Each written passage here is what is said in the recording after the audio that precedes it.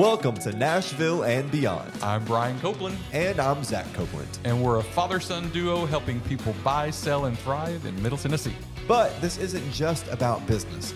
It's also about our family and our community. It's a front row seat to how we live, work, and serve right here in Music City. So buckle up as we explore Nashville and Beyond.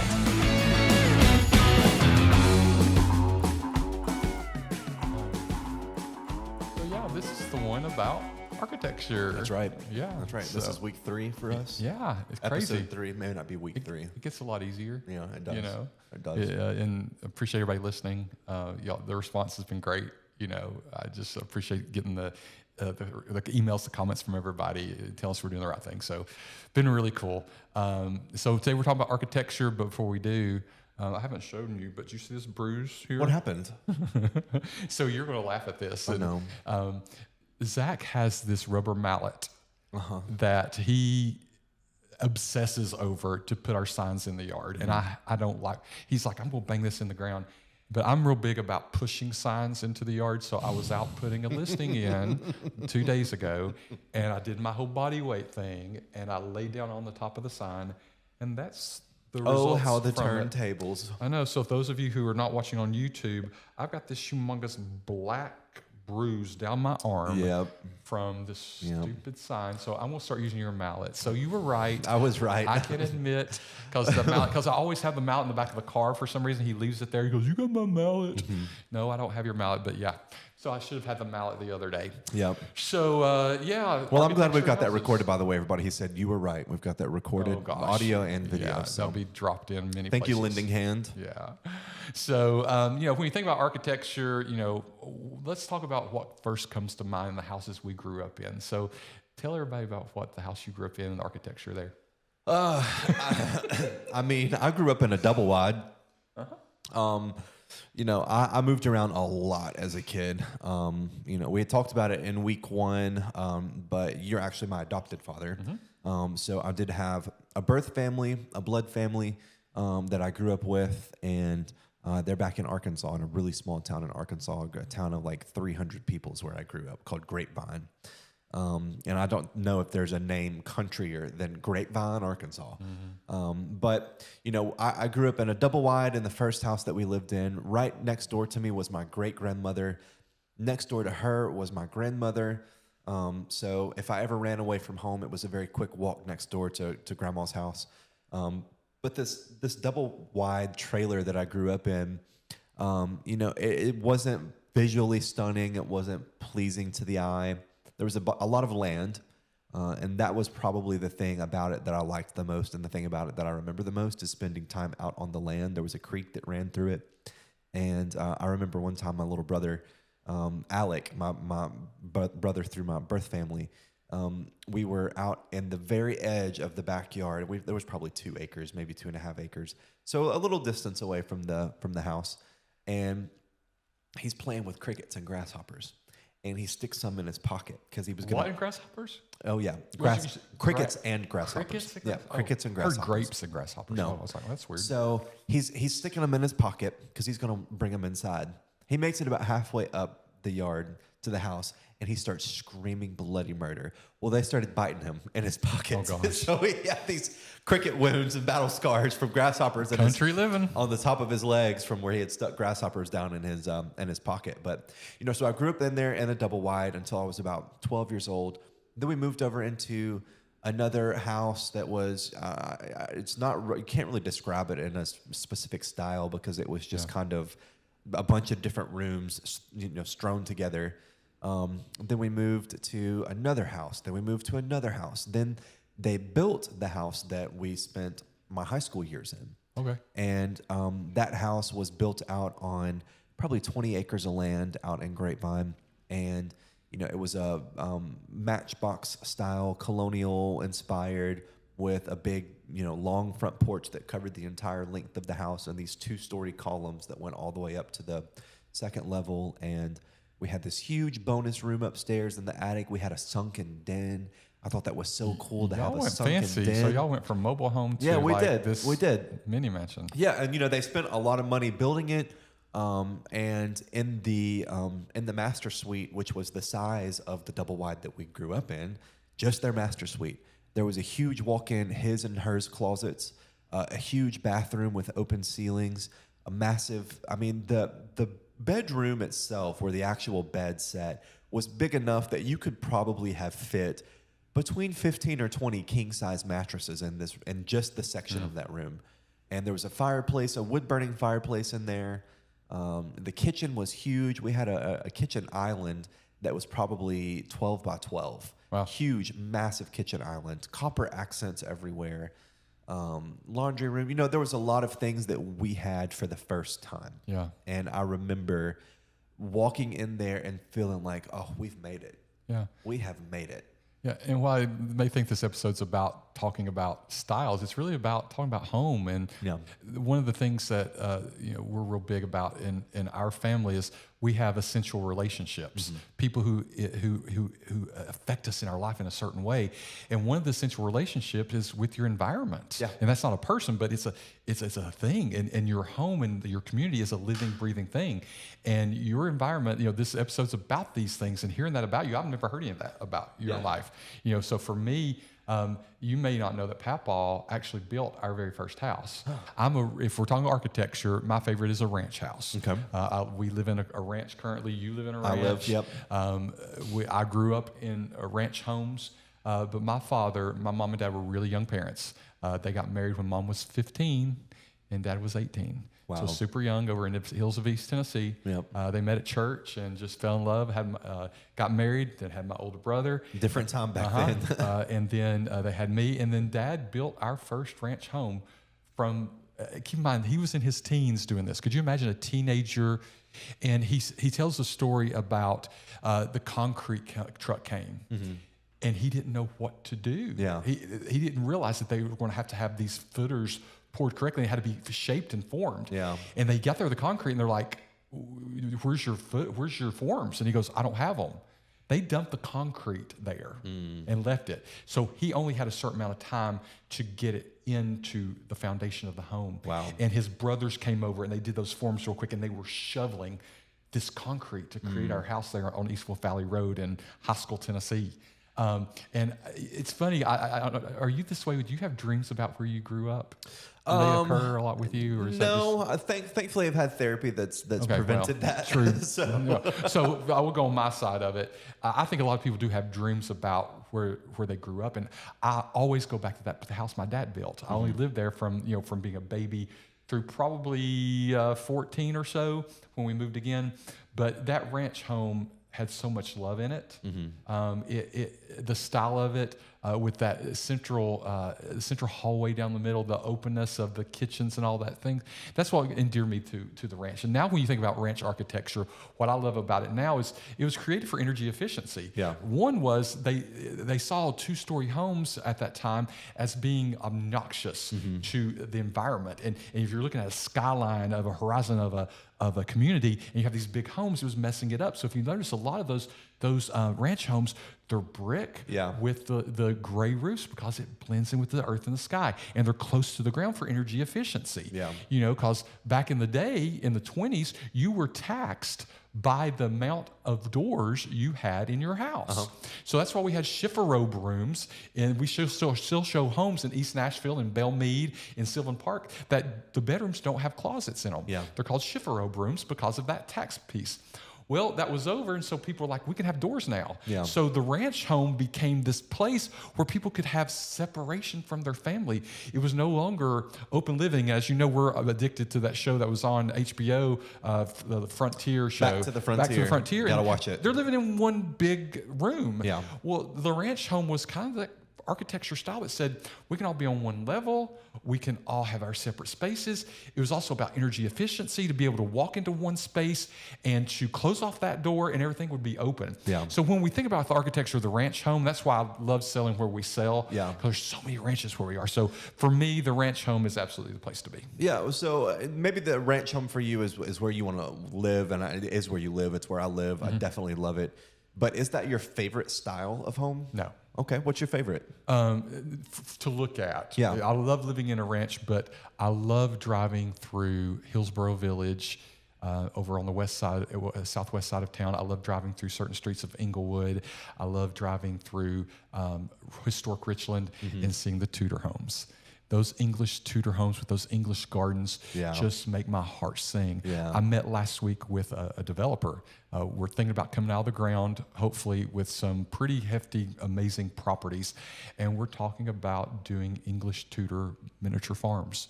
Wow. And that is, and I said, A lot of people want those right now. well, in our meeting, they were like, what are you seeing? We're seeing a lot of Scandinavian design. We're seeing a lot of other things. We're not seeing this return to the Tudor. And there's some really great facades out there. And when I see a Tudor, there's a house over in Hillsborough Village, just off of 21st. I drive by, it's got the gas lamps on it. When I see a Tudor home, it just makes my heart sing. So what's yours? You know, I have two that are kind of opposite for me. Before you say it, because if you say this, because there's a term that he uses all the time, and I'm going to just make him mad.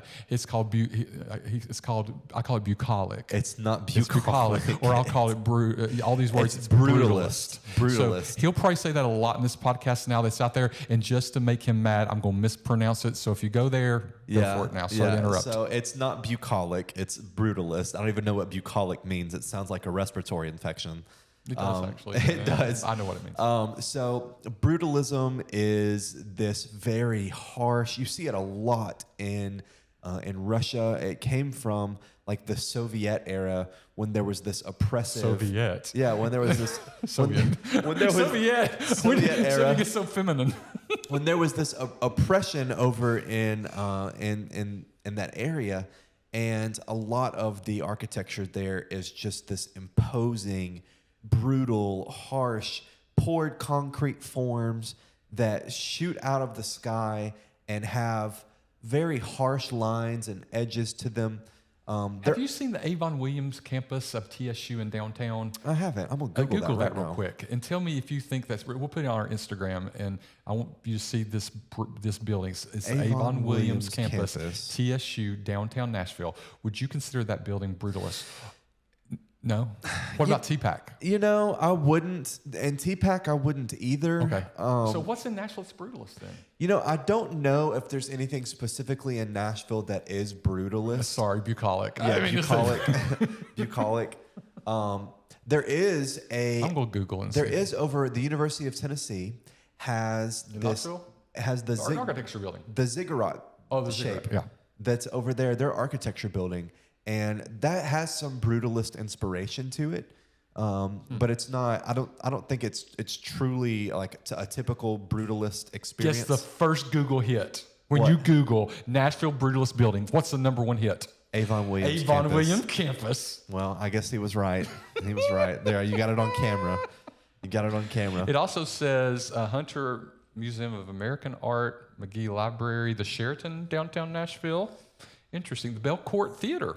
Wow. Up in the brutalist list. Wow. Now it's been renovated. The Belcourt Yeah, in Hillsborough Village. has. But the previous one, would you consider that brutalist over there? I'm talking to the engineer right now. One that I always went to down He's not on mic, so I'm going to repeat. down near Vanderbilt. Uh-huh. No, I would not. You don't consider the... Okay, so he's been to the Belcourt Theater there, but the Googles say, but again, it's AI. It could be right, Yeah. could be wrong. Yeah, that's true. Interesting.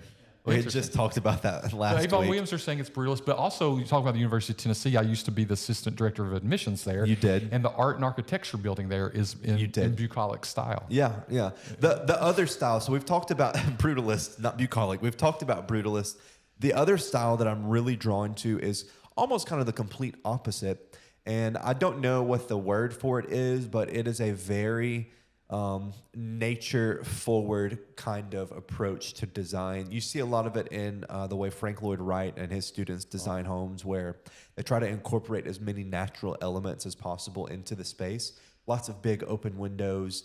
There's the one Frank Lloyd Wright home that's over the creek. That it's like the creek goes under the home and through the home, and you can look down off the. That I love. Falling Water is the name of that home. I love that kind of where you bring the outside in, where there's lots of life and natural energy and light and plants in the building and in the space, because it brings this charm to it that for me is just second to none. So totally opposite styles. I'm going to admit but- something I've never admitted. Okay. I always get Frank Lloyd Wright mixed up. I always want to call him Andrew Lloyd Webber. Frank Lloyd Webber. And then who's the airplane guy? The Wright brothers. There was I'm scared to say it. Yeah. So I always like to say it really fast because Yeah. I'm afraid of saying his name. And because this goes to your Lego love. Yeah. What they don't know about you is you love Lego. I do. I'm a huge architecture fan. And I said Lego because Legos is not plural. It's not Lego. Legos. It's Lego bricks. Yep. And you got into the whole architectural Series, Lego yeah. piece, and it's an obsession of yours. Yeah. I mean, and they're bringing out, what's the next one we were looking at that's in the architecture set? It's a castle. I'm not going to say the name because it's in German and I don't want to mispronounce it and offend anybody. So it's a castle that's coming. And also the Black Pearl is coming. It's not an architecture set at all, but you're excited yeah, about that I one. like the ships as well. They've got some really good ships. Yeah. But so we've talked about kind of home Homes, yeah. architecture. So when we think about cities, Yeah. You really have, especially when we talk about towers, you've got kind of opposite ends of the spectrum in a lot of cities where some of them are these sleek glass and steel skyscrapers that jut up into the sky, and it's like a razor blade coming out of the ground. And then you have the opposite of that being the older brick facade or stone facade buildings that have just these gorgeous lines and so much character and personality. Do you have a preference on that? This gets into old Nashville, new Nashville. Yeah. Because Nashville, it used to be the law was, and you see this in Charleston, South Carolina, you see this in Savannah, you see this in New Orleans, you can't have a building taller than a steeple. Yeah. Because in the old faith tradition, Christ was to be the center of every city. Yeah. And nothing was supposed to be higher than that cross. So in Nashville, nothing below Broadway was over the height of a church there. And they changed that zoning for... I didn't know that. Because it's part of the Music City Center when it was being developed. There were some condos going on down there, and they needed to go higher. And so the Metro Council changed that to where you go higher now. So when you look at old Nashville, you've got Jack's Barbecue just closed downtown. Really? Yeah. I didn't know that. Yeah. That's on like 16th or 17th? No, Jack's on Broadway. Oh, on Broadway. The downtown okay, one. gotcha. It's being taken over by next door. So it's say in Nashville, but my point is, this is a Nashville, new Nashville versus old Nashville. It used to be you could drive through Nashville and see the Ryman Auditorium from everywhere. Yeah. Now it's blocked by 5th and Broadway. Yeah. You've got the Bat Building that's been here for a long time. That's our icon in Nashville. And then, the Gulch had nothing in it. You got our building. We were actually working the skyscraper at Broad West. Yeah, it's gorgeous. So I love old Nashville. I love looking at the Broadway buildings. I love where the barbershop quartet building headquarters is. The Lifeway buildings were beautiful. Yeah. Back in the day. Now that's been replaced with Nashville Yards. You got Yeah. the new Pinnacle down there. So it's rough for me, but I do love progress. Yeah. So when I'm looking at the new Amazon building downtown that's got the stackables to it, absolutely beautiful. I look at Broad West, the building we work in. I absolutely love it. Yeah, there's some great vignettes there for photography. The building across that we talked about in the first podcast, that's not showing up on Google Street View across from Ascend Amphitheater, I absolutely love. I love what I'm seeing on the East Bank. We need to do a podcast on just the East Bank. That'd be a great one to do. The architecture that's going on there. So we talked about the Titan Stadium too the other day. The new Titan Stadium coming over the Korean Veterans, Korean Veterans Bridge. It's a hard question for me to answer. I'm sorry, I've completely dodged it. That's okay. What's yours? I look at cities like Chicago that have so much gorgeous stone architecture. Gorgeous. And the towers. That Tribune building. Yeah, they just have this richness and this character and charm, and it gives a sense of established. I like to garden, and one of the things that I do anytime I build a garden is I put in a stone kind of wall or a stone shape, and then I cover that with moss, because it gives the illusion that this is an established place that's been here for a while, because those natural elements just kind of give that sense of stability and of longevity to a space. And so when you go into a city like New York, certain parts of New York, a lot of Chicago, you have these buildings that are just old. And we had talked about me working on cruise ships at one point. I got to travel to all over the world when I was working on cruise ships. And I remember one of my favorite memories from being on the cruise ships is we were ported in Venice. So I got to see the floating city of Venice. And as we're coming into Venice, I get off with, some of the other musicians and dancers that are on the ship. And we're going out and we're exploring these buildings all around the city of Venice. And I've got some pictures up on my Instagram. I think you have to scroll way down to the bottom, but they're there from my time when I was over in Italy. And we go into this room in this cathedral, in this church that was built into the side of this wall. And we're walking around and we're looking, and the gold on the ceilings, the paintings, the reliefs on the ceilings, it's just gorgeous. And then we find out that the room that we're standing in is like 450 years old. And that piece of furniture is original. And that piece of furniture is original. And the sense of place and time to be in a space that is older than your country is just incredible. To put so many things into perspective for you. Well, and I talked about Nashville first. I want to ask you about Nashville in a second, but I want to go to another city now since you brought up other cities. Yeah. I should have stayed with another city. I want to talk globally, architecture of Prague. Okay. That architecture, I mean, you've obviously seen movies like, the Vin Diesel movies and what is that called? X or I forget. Triple X. Yeah. That was all filmed in Prague. A lot of the Spider-Man movies are filmed there. And just that architecture, you're talking about cathedrals. When I look at global cities, that's the city, everybody thinks Paris with architecture. I think Prague globally. When I think domestically in architecture, you stole my Chicago, so I can't go there. But I do love Chicago. But I'm gonna go to Washington, D.C. Oh, yeah. I mean, that architecture, you got to go for the first time. I did. Last year I went for the first time. I sent him to Washington, D.C. by himself because he'd never been, and you're a museum nerd, too. I loved it And you so look much. at the African-American museum up there and that architecture, and that's new architecture. Yeah. And then you blend it with, the simple architectures of the Washington Monument, which are stereotypes, but of what we think about American. But when you really look at the architecture there, it's just stunning. Yeah. And, I just absolutely love going to D.C., walking it at night. I love going out at 11 o'clock and staying out till 2 in the morning, just walking all those monuments and everything. So domestically, Chicago would be my number 1, 2 with you there, but I would put D.C. my number 2. Well, speaking of monuments, in Nashville, we have the Parthenon, which, correct me if I'm wrong, that was part of the World's Fair build and construction that they did, the exposition that happened here in Nashville, which is really cool. The Athens of the South. Yeah, we were the Athens of the South. That's what we're called, yeah. Well, ironically enough, on cruise ships, this was before I had moved to Nashville, I got to go to Greece as part of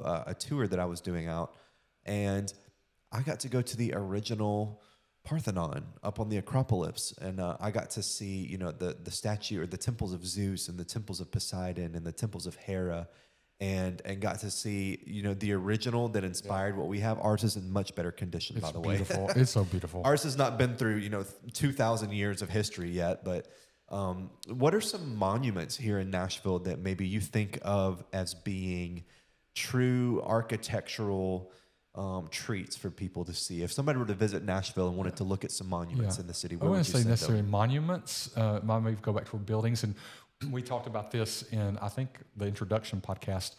We see shows at Belmont and that Fisher Center, the architecture inside there, they've truly kept that historic theater dome feel. Yeah. And for me, going to Belmont as a whole, the architecture there as a school, they've done such a good job of keeping that architecture in place. When I think about architecture monuments downtown, obviously we talked about the Bat Building, but that's new. I always go back to the Ryman, which I love. I love going to the bell towers at Bicentennial Mall, which is part of the Capitol complex just off of Jefferson. They play the Tennessee Waltz on the hour there, which is our state song. That's in the Tennessee State Museum's now next to that. It's got some in the archives, the Friss Center for the Arts. Man, what a beautiful Union Station. Forgot about Union Station. Really, really good. Stunning really good. Architecture. Well, there's also you have the art installation on Music Row Circle, that roundabout there. That your grandmother will not look at because they're naked. She'll go through there. Sorry, Mom, if you're listening to this. My dad's name's Virgil. Her name's Teresa. And she'll go, Virgil, don't drive through that area. They're naked and driving around through there. And that's just awful. I don't want to see that. And so, like, sometimes the Predators, when they're, or like, if there's a Predators game, they'll put clothes on them. Okay. Or on St. Patrick's Day, they'll put kilts on them, and Mom will drive through it at that point. Lovely, but she's lovely. very offended by it. It's called Musica, and they're actually adding a fountain to it. Yeah. So there's a fundraising piece because it was designed as a fountain, and they could only get the actual sculpture done. Yeah. And so now they're fundraising on this. Well, there's another one over the roundabout off of 8th Avenue that goes to the Korean Veterans Bridge. It's a Native American art piece. Okay. And Are you talking about sticks? Yeah, the sticks. Yeah. When they were first putting it in, I thought, what's up with all these telephone poles sitting over here? Is this just like a repository for gently used telephone poles, or they're waiting to take these off somewhere else, and then they painted them and brought it to life? And I realized, oh, that's wonderful. Another one is at the it's really across the river from the end of Broadway. There's the red Ghost Ballet. Yep, exactly. So you've got that. They call it everybody says it's the Wabash Cannonball from Opryland that got taken down, which was a roller coaster. The roller coaster, yep. And people believe that. It's like this urban legend. No, it's not. It's just a sculpture. Go ahead, sorry. And Nashville did used to have an amusement park. Yeah. And I wish we had another one here. I wish Dollywood would move over here, but that's neither here nor there. That's for another episode. But you've left out the one I kept one back because I was waiting for you to say your favorite building. Have you forgotten? My favorite building. You talk about it all the time, Zach. Oh, what did I say my favorite building was? Think about the Parthenon, and you can see it from the Parthenon. Oh, the Vanderbilt Tower. The Vanderbilt Tower. Yeah, you're about to kill me. I've been not saying it because I love it too, but I was saving it for you. Yeah, so Vanderbilt has done a lot of expansion on their campus. They're always expanding. Over by the Parthenon, you can see it from the Parthenon. You can see it when you're driving into Nashville from 65. It's beautiful. It's this gorgeous brick tower. They have it lit up so beautifully at night. You've got to check it out if you go online and Google it. We'll post a link in the show notes for this as well. But it's just gorgeous. And before we go into break, let's talk about music venue styles. Yeah. And architecture. Ascend Amphitheater. The audio quality there because of the architecture there. And it's amazing how the sound doesn't really leak beyond. Yeah. And it was one of the only concerts, when we go to concerts there, you and I are addicted to things called loops. There are things that you put in your earplugs that you can still have audio quality in. We don't have to use loops in there because the sound is so good because of the architecture. Yeah. It's like the Hollywood Bowl, how they have that roof shape. Amazing. Yeah. You've got smaller music venues like the Bluebird Cafe, which is literally a hole in the wall. Yeah. Even though it's, renowned and it's got all this history and, global recognition, it's just this hole in the wall. And you kind of offended me yesterday. Oh, did I? Tell me. Text message. Tell me, what did I say? The Ryman Auditorium. You go, it's just a box with windows. Yeah. And you notice I didn't respond. I was like, I think it's beautiful. He doesn't think it's beautiful. I think the Ryman Auditorium is absolutely stunning. Yeah, we were talking about Lego architecture sets and what we think should be one for Nashville. So I do like the Ryman Auditorium as a music venue. I think it's beautiful. I haven't been to the Pinnacle yet.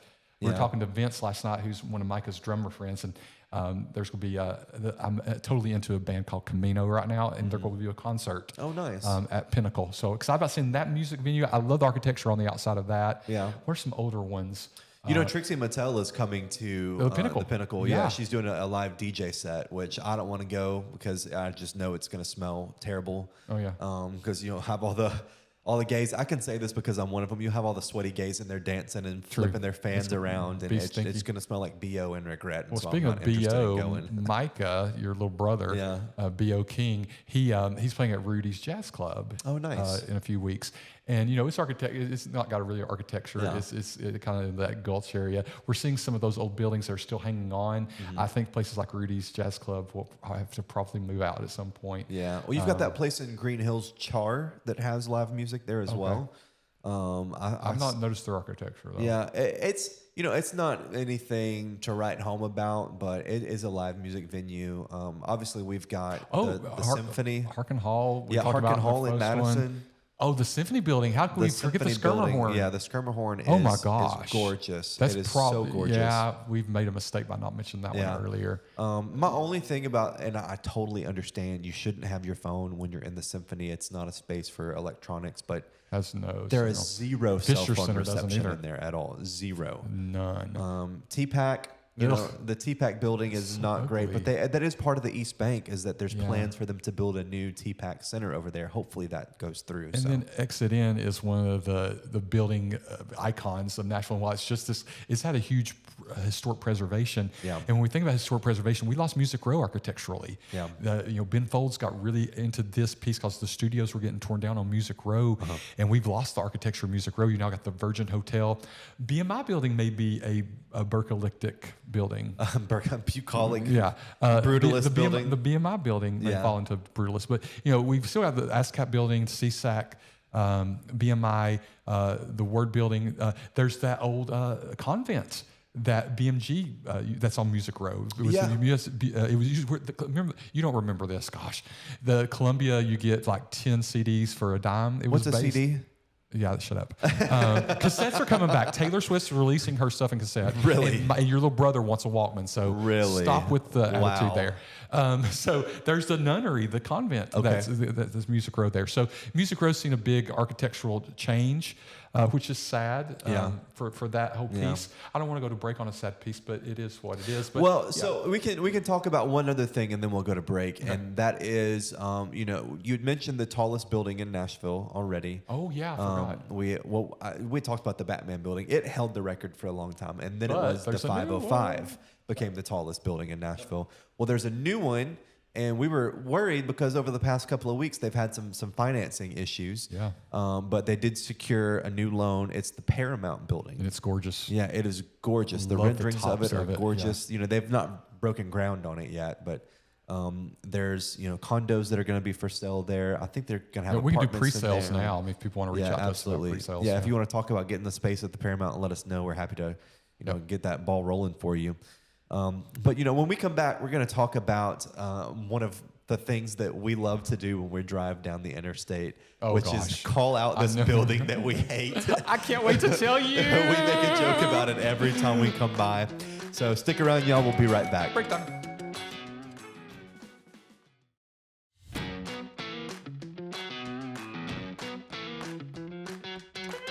All right, y'all. Welcome back. I'm so excited about this. We're back. We're here to talk about something that we hate so bad.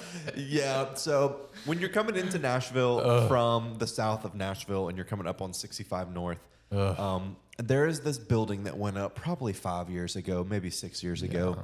Y'all, it is the ugliest building in Nashville. It is hideous. It's right beside the Albion. It is. And if you're leaving the soccer stadium and you head up, we have this thing every time we go by. We did the other night. You're about to fall asleep in the car. It was so late. We were coming home from, I think, Dolly Parton the musical. And I literally said, I hate that building, because every time we drive by this building, we say the exact same thing, just because now it's a joke between us.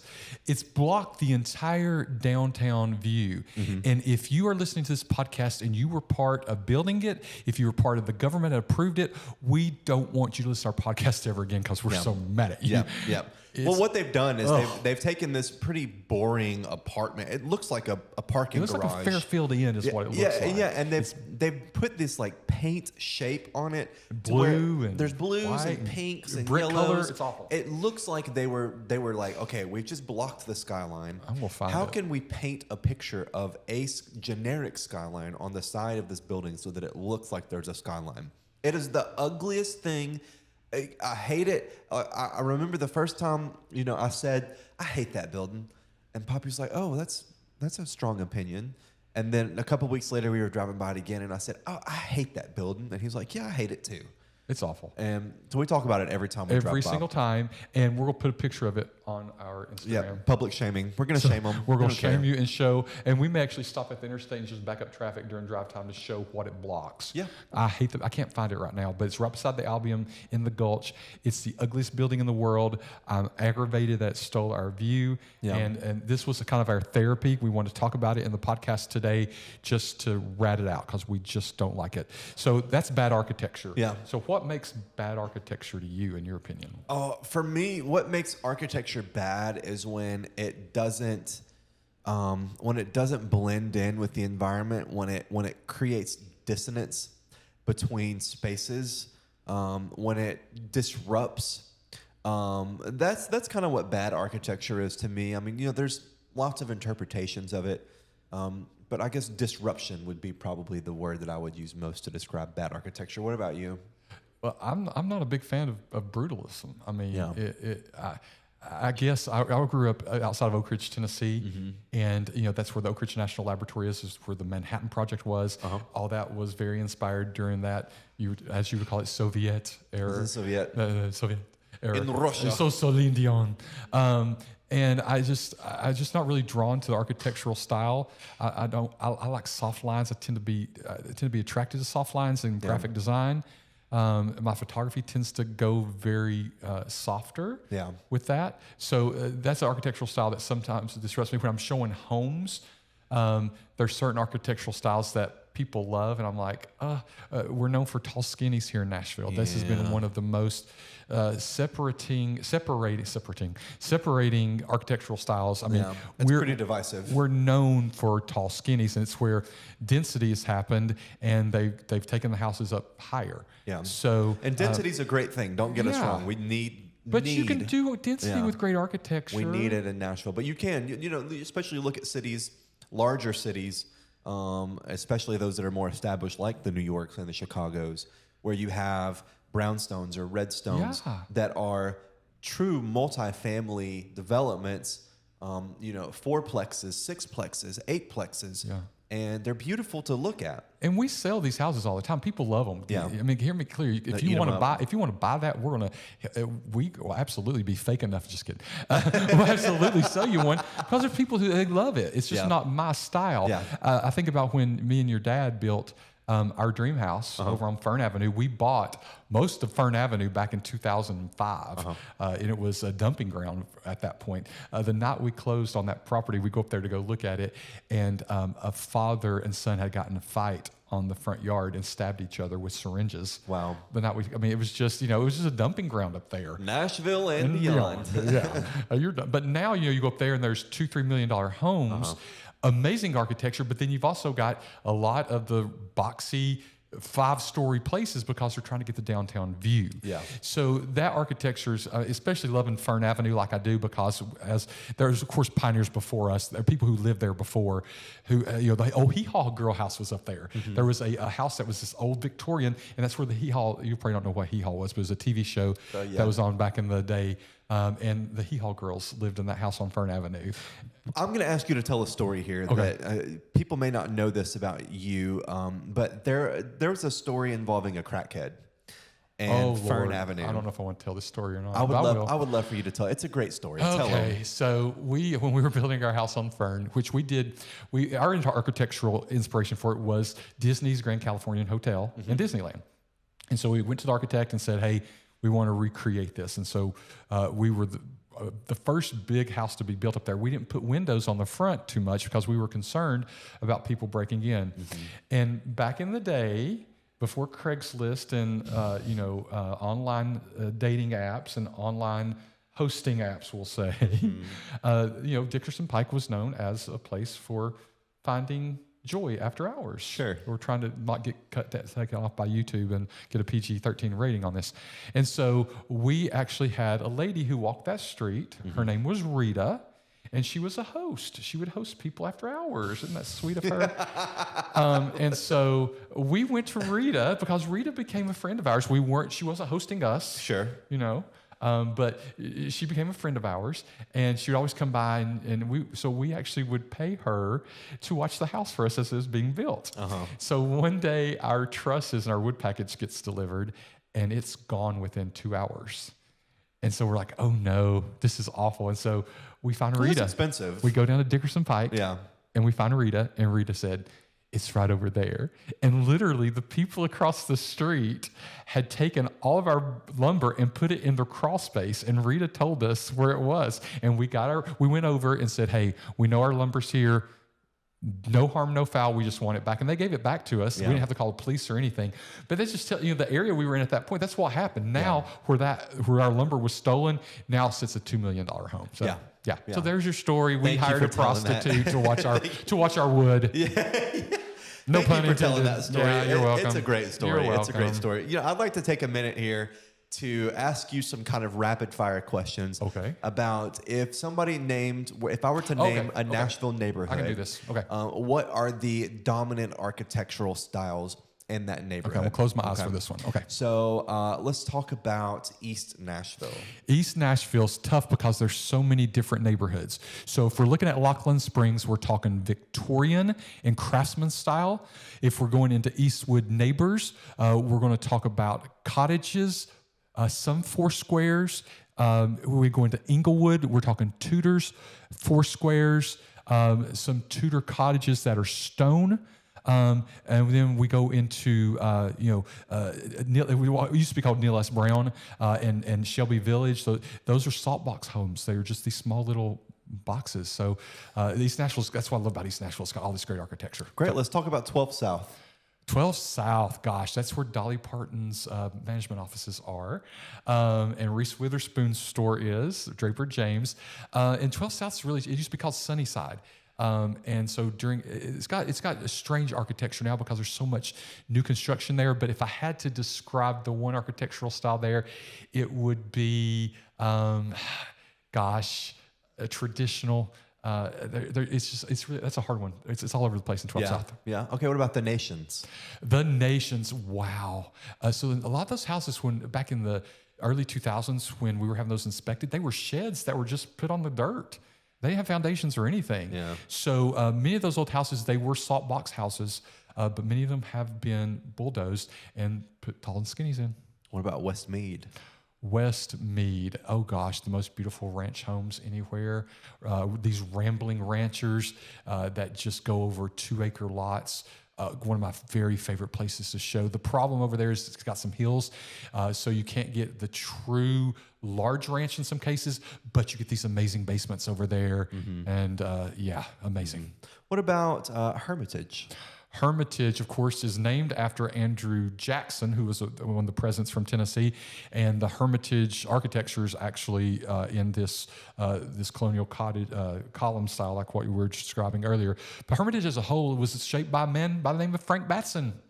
He did a lot of the building over there. He's actually next door to this studio on the board of directors of that school there, and he built a lot of the miniature mansions over there that were reflective of larger homes in larger cities. And Frank Batson really shaped Hermitage. So when I think Hermitage, I think Frank Batson and the quality home he still builds today. Got two more for you. Okay. Green Hills. Green Hills. It's a big neighborhood, big area. I think Neo-Georgian. Gosh, Neo-Georgian. Thank you for the interpretation today. And that's a mixture of Georgian style with this southern mansion columns. You do see some large Tudors over there. I love, but then the Green Hills has also got the Lipscomb side, and you'll see a lot of more Tudors over there. But if I had to give one architectural style, it'd be Neo-Georgian. And last one, our area, Madison. Madison. I would put in the ranch category. Yeah. We know too much about it, but there's a lot of ranches because there's a lot of really large lots up here. Yeah. And they're just conducive to ranch style homes. Yeah, a lot of the lots in Madison are very big, especially the area that we live in, Neely's Bend. There's a beautiful park down in Neely's Bend called Peeler Park. Yep. And if you're driving down Neely's Bend Road, which the road is only about 4, maybe 5 miles long, if you're driving down that road, but in between mile 0 and mile 2, it's very suburban feeling. Yeah. You've got postage stamp lots and things are a lot smaller. Between mile 2 and 3, maybe 2 and 4, the lot sizes start to get bigger. You get closer to an acre and a half, 2 acres. And then down at the very end of Neely's Bend where y'all live, the lots are huge. You've got 12, 20, 40 acre parcels of land where people are putting these farms out. So I want to go back to historic Edgefield because it's the home to Painted Ladies. Oh, yeah. And we can't miss Painted Ladies when it comes to architecture. And these are the homes that you see the gingerbread painting on, where they'll be red with purple columns. Some absolutely gorgeous architecture. And you can't miss the 4 squares of Belmont either. Yeah. I just love when I bring new buyers to town and we're just doing their sampling days. I just love showing these architectural styles. So I definitely wanted to mention those. You didn't ask me about those. So Great. So, y'all, we're going to move on to our next segment. This is Nashville Rathers. My turn. It is your turn Yay. for Nashville But Rathers. I thought I got a turn on last podcast. No, so you get your turn on this podcast. Okay. So the question that I have for you today, Nashville Rathers. Okay. This is going to be about. I'm going to try to keep it in the vein of architecture. Okay.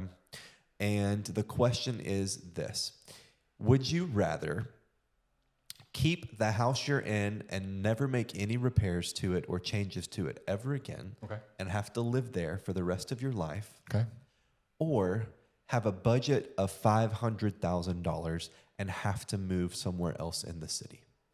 Well, Micah pretty much answered that question for me last night. We had this talk on the way home, and he pretty much threatened my life if we ever left the house. All three of my kids are pushing me out of my house. You brought up the other day, so let's build a family compound. Family compound. Yeah. You know, the joy is we only perk for one house on the septic tank out there. So Micah would absolutely kill me because he's already said he's going to move us out of that house and he's going to live there one day. Yeah, when he's 18. And he actually said, because I told him last night, we were driving down the road, and I said, knowing what I know now, I would have bulldozed our house because there's, the basement's not big enough. And, we redid Esther's room yesterday. Her room's not big enough, blah, blah, blah. And he was like, he literally said, if we could build a new house, I would identically do ours. He would build the exact same house. And I'm like, he wouldn't. He says my room's the perfect size. His room is the size of a closet. And he's like, it's perfect. Yeah. My answer. But then you think about building a new house. You said $500,000. This tells me how much you haven't built a new house. Yeah. Our friend Kevin just went through a possible remodel. He was thinking about it, but bailed on it because of the price tag on it. Yeah. And there's a lot of buyers who come into town. They're like, we're just going to buy land and build a property there. And they want to buy a piece of land around Nashville for $50,000, which doesn't exist. Right. And then they think they can build a $125,000 home on it. Yeah. And they can't. And so building. Well, we know this because there was that piece of property right next door to the church that we have that, the people who lived there before they tore down their mobile home, they were. He's passed away now, God rest his soul, but he was wanted in Florida, and we didn't know that till he about died. Yeah. Because we were ready to turn his butt in. Yeah, there was just some stuff going on the property. He was making your life hell. Yeah, he was making my life. He was showing up drunk, pulling into my driveway with his bright lights on, shining into my house. It was not great. But that land sold finally. The land finally sold, but it's a smaller slice of land, and it still sold for like almost $200,000. Just the land, nothing on it at all. Yeah, and so land's expensive, and that's in Madison, so it's even more expensive in other parts of town. Yeah. So when you add land plus the new building, you're looking at whatever per square foot to build. It's just not a viable option. So when you're telling me, Brian, I'm going to give you $500,000 to go build a house somewhere else. If you'd given me $1 million to build, maybe your $1.5 million would be a harder question. But my clear answer on this Nashville Rather is I'd keep probably God. I love it. Gotcha. And Micah will stay as my son and won't. We all love what you've got. Yeah. Y'all, they've got one of the coolest kitchens I have ever seen in my life. I'll put that on Instagram too. It was in magazines. It was featured in articles. They've got these beautiful baby blue or robin's egg blue kitchen cabinets in there that are just absolutely gorgeous. That's about all the time that we have for today. Oh, it went by so fast. It did go by so fast. Yeah. Did we discuss everything we wanted to? We did. We talked about everything. We sure did. I didn't look at my computer enough, so I was probably jumping around. I saw you had to keep waking your computer up because it's fine. Did I get it's off your fine. schedule today? No. Okay. This was what we had on the schedule for today. You're not going to be mad at me after this is over? No, I won't. Okay. I sure won't. Because I didn't go on the schedule. All right. So good episode on architecture. Yep. I didn't know if we Absolutely. could fill up the time on this one, but we did. We sure did. We really talked about how architecture is not just about the building. Feelings. Yeah, it's about feelings and emotions and how it shapes the way that you interact with a space and how that space interacts with you. It can help build community. It can help create dissonance. There's lots of things that architecture can do. And to close us out, I'm going to sing Emotions by Mariah Carey. Okay, great. That's Thank it. you all That's so it. much Bye, for y'all. staying along. We'll see you next week.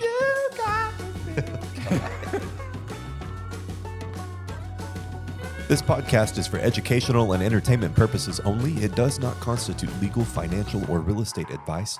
Listeners should always consult licensed professionals for guidance specific to their situation. Brian and Zach Copeland are licensed real estate agents with Compass 615-522-5100. Kevin Kennerson, MLS number 171733 with Lending Hand Mortgage, is the executive producer. Engineer Mike Reeves.